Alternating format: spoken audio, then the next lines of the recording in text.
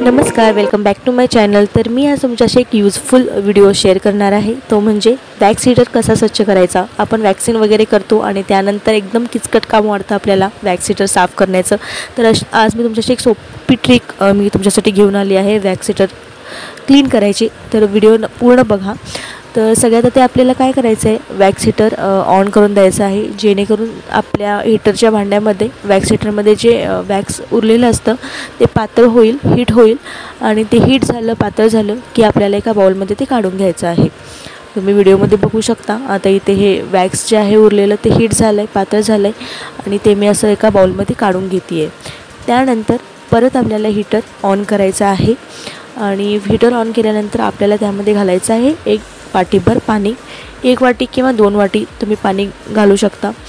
पाणी आपल्याला घालायचं आहे आणि परत ते पाणी आपल्याला हीट करून घ्यायचं आहे। एकदम जास्त हीट पण नाही करायचं आहे, कोमट किंवा कोमटपेक्षा थोडं जास्त असं हीट करून घ्यायचं आहे, गरम करून घ्यायचं आहे।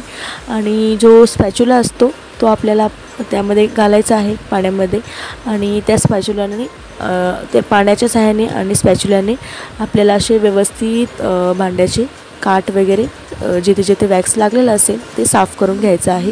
व्हिडिओमध्ये तुम्ही बघू शकता अशा प्रकारे ते साफ़ करून घ्यायचं आहे आणि त्यानंतर हे जे पाणी असतं ते आपल्याला फेकून द्यायचं आहे किंवा काढून घ्यायचं आहे।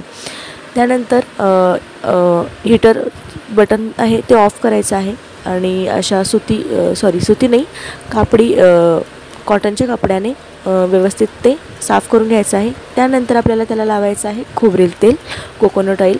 तर अशा प्रकारे व्यवस्थित त्याला कोकोनट ऑइल लावा, खोबरेल तेल लावायचं आहे आणि तुम्ही बघू शकता व्हिडिओमध्ये मी कशा प्रकारे लावते आहे।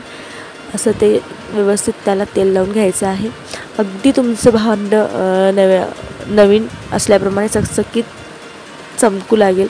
व्यवस्थित ते तेल आपल्याला लावून परत कापडाने पुसून घ्यायचं आहे। तुम्ही बघू शकता अगदी चकचकीत भांडं झालेलं आहे।